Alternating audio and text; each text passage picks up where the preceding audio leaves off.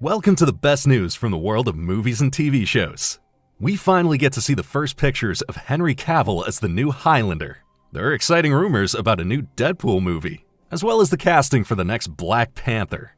Taika Waititi reveals details about his Star Wars film, and Chris Pine makes a clear statement about the new Star Trek adventure. All this and much more, now in the KinoCheck news. There can only be one? As if. Henry Cavill is the new Highlander, and he's just shared the first images from the reboot on Instagram. The new adaptation isn't holding back when it comes to the cast. It includes Henry Cavill as Connor McLeod, Russell Crowe as his mentor Ramirez, as well as Dave Bautista, Karen Gillan, and Djimon Hounsou. Behind the camera is John Wick director Chad Stahelski. So we can expect some absolutely spectacular fights. After Cavill suffered a leg injury last year, filming is kicked into high gear. However, the release date is still to be announced. What do you think of the look of the new Highlander? Is this the perfect role for Henry Cavill? Or will no one be able to top the original anyway? After Deadpool and Wolverine, fans have been eagerly waiting for another sequel. Now, Puck Magazine reports that Ryan Reynolds is indeed working hard on the next Deadpool movie. While there's no official announcement from Marvel, the sequel is pretty much a given after a box office take of over $1.3 billion. Things get even more exciting when it comes to the story. Current rumors suggest that another ensemble adventure is planned. Apparently, 3 or 4 members of the X-Men are expected to fight alongside Deadpool. Important for the timeline, this movie would be completely separate from Marvel's planned X-Men reboot. But we still have to be patient before the Deadpool sequel hits theaters. Marvel's next available release dates aren't until 2028. So we'd like to know, which X-Men do you think should absolutely be on Wade's side? Tell us in the comments below. Everyone is talking about this trailer. The Super Mario Galaxy movie finally brings fan favorite Yoshi into the spotlight. But that's not all. You're also loving the many elements from Super Mario Odyssey. It looks like the filmmakers are on track for another box office hit. Things get a little bloodier when it comes to streaming. The first teaser trailer for Daredevil Born Again Season 2 is here, and you're fired up. No less brutal is the animated series Invincible. If you haven't checked it out yet, the comments under the Season 4 trailers say it all. With the KinoCheck app, you can see what's new on streaming every day. No costs, no annoying ads, just KinoCheck. Jason Statham is ready for more. The Beekeeper 2 finally has a release date. On January 15th, 2027, the Beekeeper with a preference for violent conflict resolution will return to the big screen. However, there's an exciting change behind the camera. David Ayer is passing the baton to Timo Chianto. The man is known for extremely hard-hitting action, as in The Night Comes for Us, and he most recently directed Nobody 2. So he knows exactly how to pack a punch on screen. As for the cast, Jeremy Irons and Emmy Raver Lampman are back. Joining them are Pom Klementif and Yara Shahidi.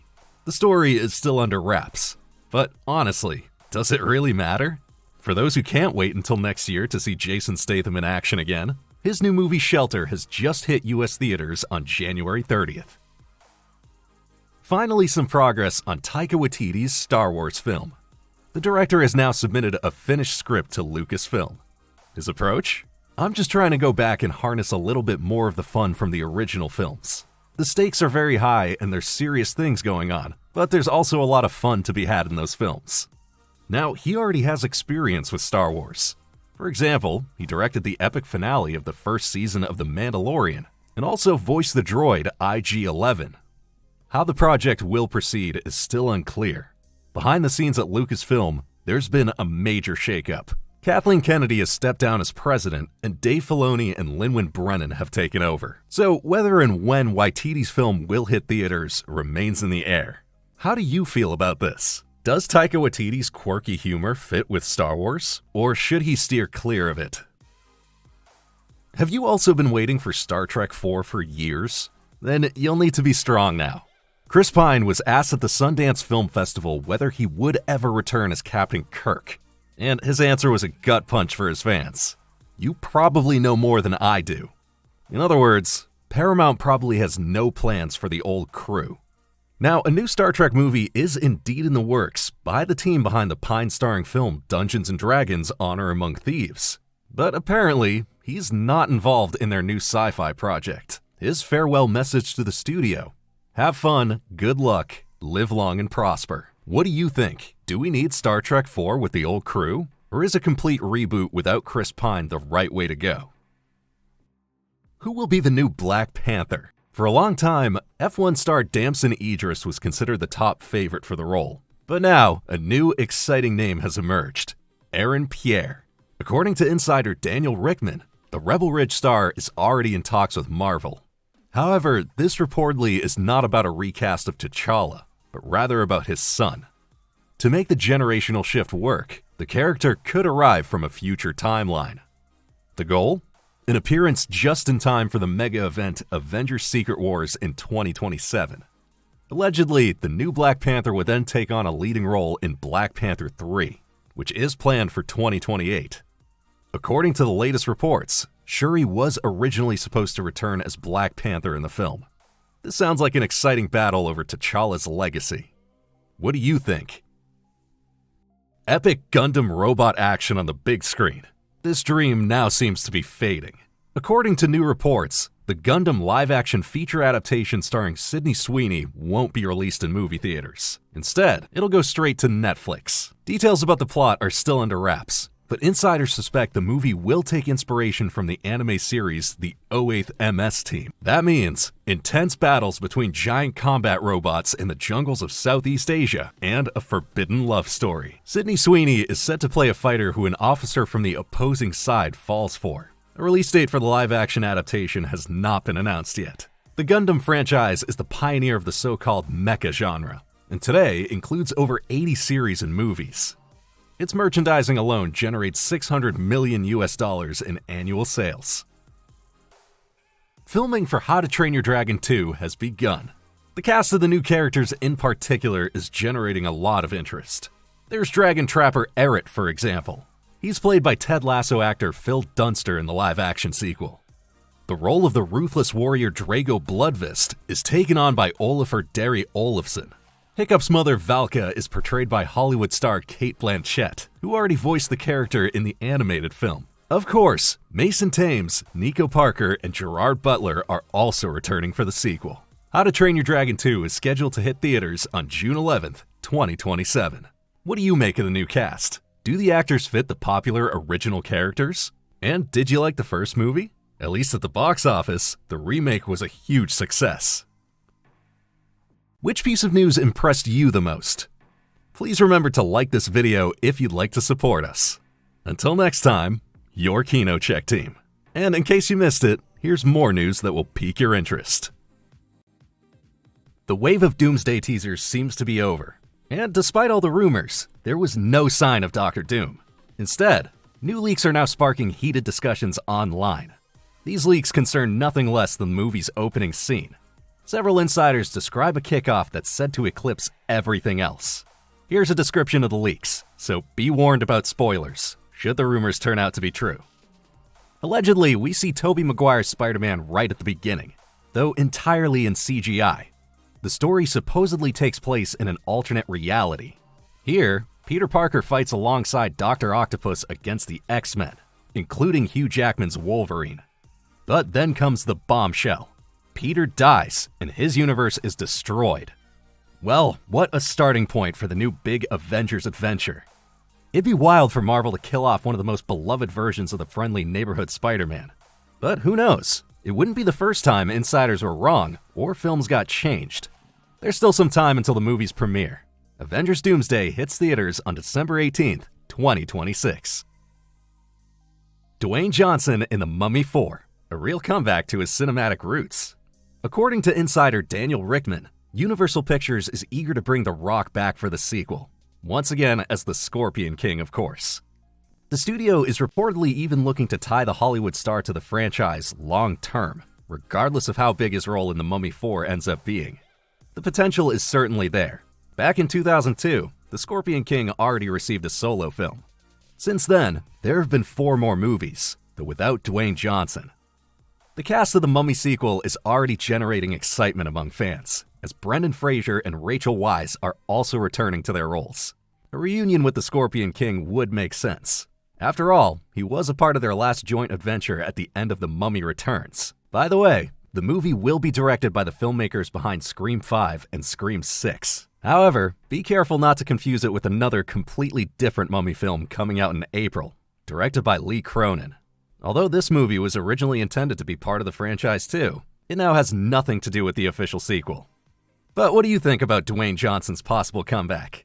Are you excited to see the Scorpion King again? Or is this already too nostalgic? We'd love to hear your thoughts.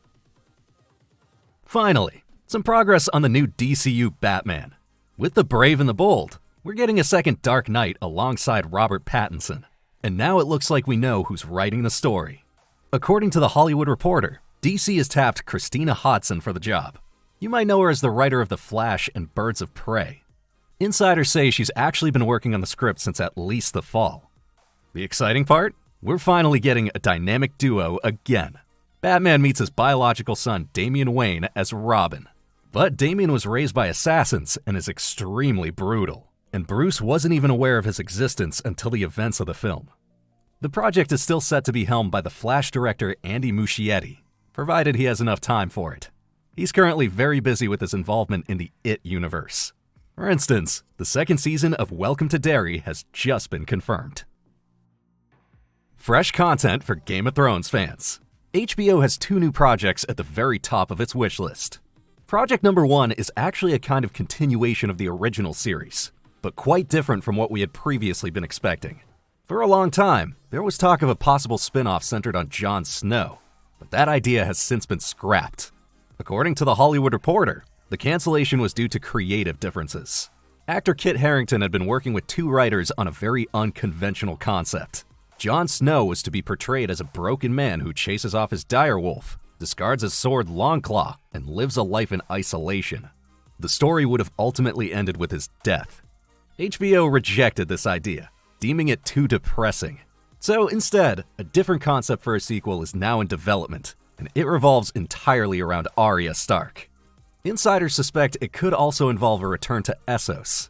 Author George R.R. Martin is said to have already met with Maisie Williams to discuss a collaboration. Now for project number 2, according to reports, HBO is very interested in adapting Aegon's Conquest. Set around 300 years before the events of Game of Thrones, the story tells the bloody rise of the Targaryens, as Aegon the Conqueror subjugated the 7 kingdoms with dragons and armies. It's still unclear whether the story will be realized as an HBO series or as an elaborately produced feature film. But for those who don't want to wait that long, the spin-off A Knight of the Seven Kingdoms is currently available on HBO and HBO Max. And sometime in 2026, we can look forward to the 3rd season of House of the Dragon. So clearly, there's plenty more to come from Westeros. The 2026 Oscar nominations are here. And of course, all eyes are on the Best Picture category. In our opinion, there are 2 clear favorites. On the one hand, one battle after another. Paul Thomas Anderson's masterpiece starring Leonardo DiCaprio about the absurd struggles of a former revolutionary. The movie has already cleaned up big at the nominations. The biggest competitor? Sinners, Ryan Coogler's vampire horror thriller. This genre film was a real surprise hit in 2025. A horror movie for Best Picture of the Year? That would be a sensation at the Oscars. After all, the Academy often ignores mainstream tastes. But who could stop these 2? Well, there's Frankenstein by Guillermo del Toro, for example. Netflix is sending in a visual showpiece, where we see the most potential in the technical categories. Another movie generating buzz is Marty Supreme by A24. Director Josh Safdie presents Timothée Chalamet as a table tennis player. While it may not sound all that exciting, critics are raving, especially about the lead actor's performance. He's got a good shot at taking home an Oscar. And not to be underestimated, Chloe Zhao, being the first Asian woman to win the Academy Award for Best Director, she's now competing with Hamnet, an emotional drama starring Jessie Buckley and Paul Mescal. Hamnet could end up coming out on top while the bigger movies tear each other apart. And where's the popcorn cinema? Films like Avatar: Fire and Ash and Brad Pitt's F1 are strong contenders in the technical categories. Visual effects, sound, and editing. Anything else would be surprising. And that's it for our quick rundown of the Oscar nominations. What are your predictions for the 2026 Academy Awards? Or do you just not care about the award ceremony at all?